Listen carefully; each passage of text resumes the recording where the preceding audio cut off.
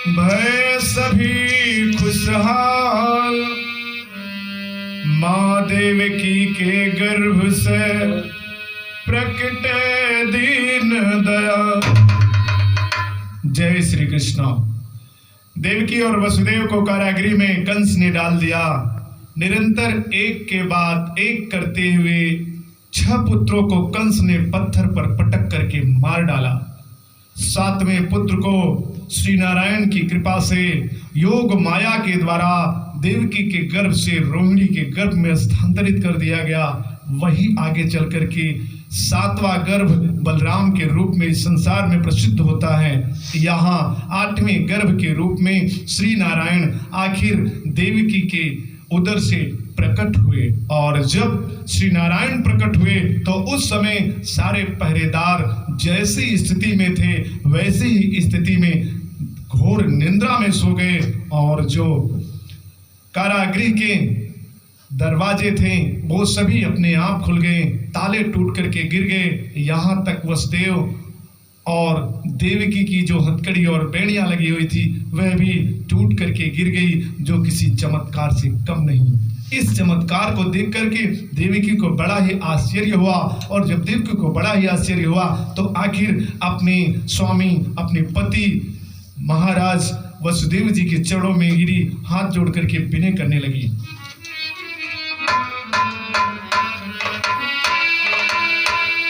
स्वामी स्वामी आश्चर्य बहुत,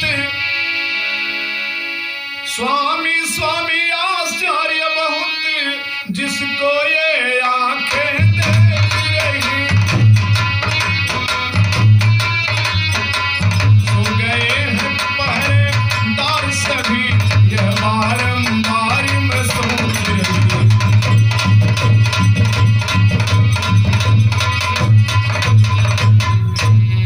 टूट गई हथकड़ी और बेड़ियां, टूट गई हथकड़ी और बेड़ी, यह अवसर स्वामी अच्छा है। मुझको पूरा विश्वास हुआ, करते प्रभु मेरी रक्षा।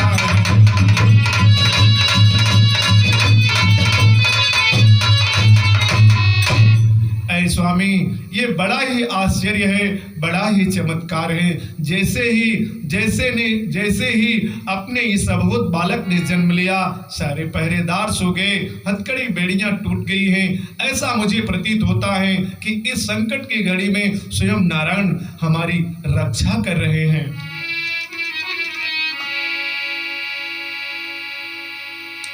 मेरे लालन को ले जाओ, मेरे लालन को ले जाओ, ए स्वामी अब गोकुल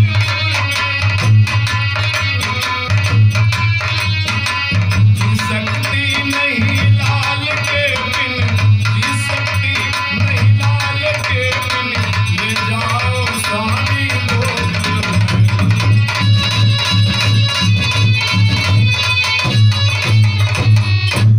भगवान हमारी रक्षा करते हैं स्वामी, इसलिए मैं आपसे प्रार्थना करती हूँ कि मेरे इस बालक को ले जाओ, मेरी बहन यशोदा के यहाँ गोकुल में पहुँचा दो। मेरी आपसे यही प्रार्थना है। सो वसुदेव देवकी को समझाते हुए बोले,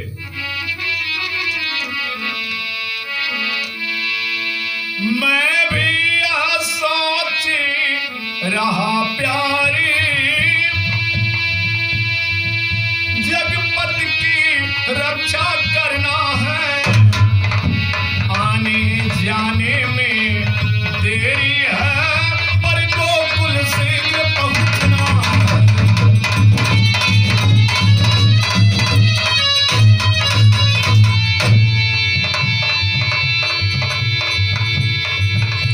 लाओ लाओ अब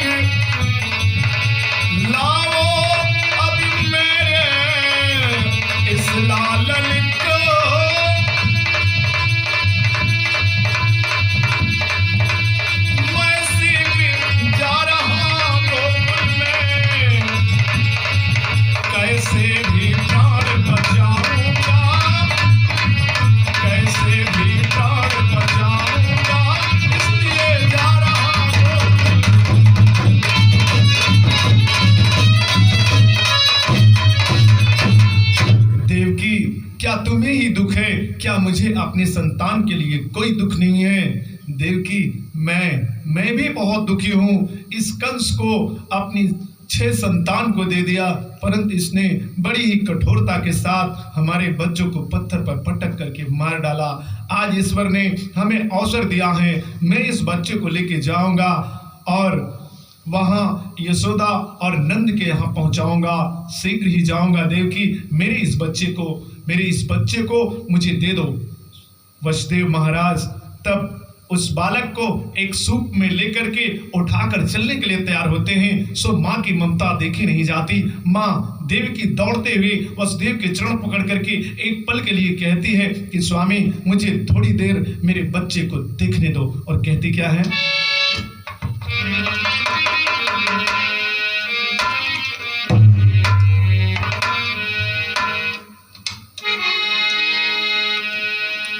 लेके वसुदेव कृष्णा को गोकुल चले,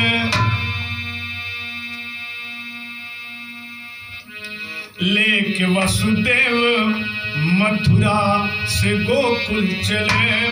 माँ की ममता खड़ी दे लेके वसुदेव मथुरा से गोकुल चले।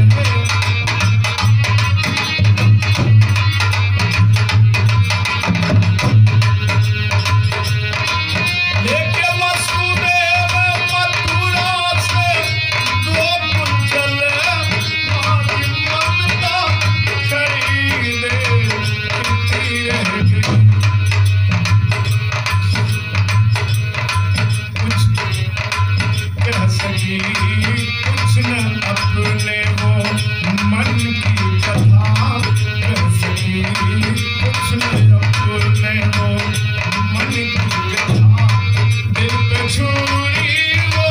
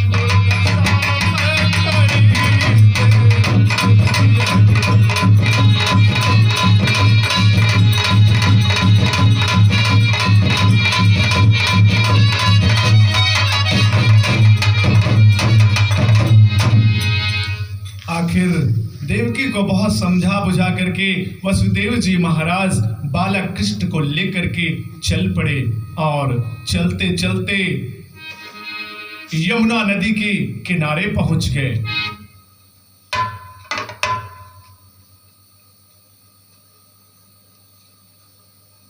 के किनारे पहुंचे और यमुना में जब प्रवेश करते हैं तो आखिर यमुना भगवान श्री कृष्ण के दर्शन के लिए बढ़ने लगी और बढ़ते बढ़ते जब भगवान कृष्ण ने समझा कि अब पिताश्री महाराज तो डूब जाएंगे तो उन्होंने अपने पैरों को यमुना से स्पर्श किया। सो यमुना तुरंत ही नीचे हो गई। शेषनाग भी भगवान की रक्षा के लिए उस समय घोर बारिश के समय में उनकी सुरक्षा के लिए तैनात रहे।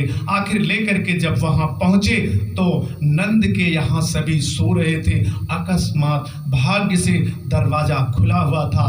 वसुदेव अंदर प्रवेश किए। अंदर प्रवेश करके देखा तो यशोदा के बगल में एक छोटी सी कन्या सो रही थी।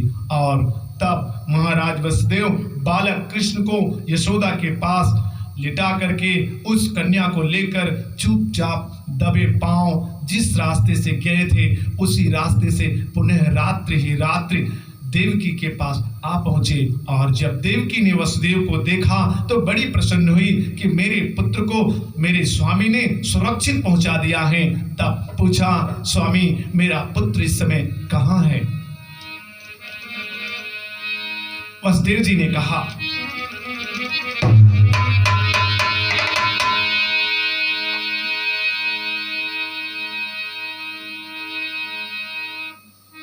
वसुदेव जी ने कहा, हाँ देवकी, मैं तेरे पुत्र को यशोदा के पास पहुंचा दिया हूं। अब उसके लिए कोई दुख की बात नहीं है। उसके सारे संकट लगभग अब दूर हो चुके हैं। तब देवकी की ममता उमड़ पड़ी और महाराज वसुदेव से कहने लगी, स्वामी स्वामी देखो देखो,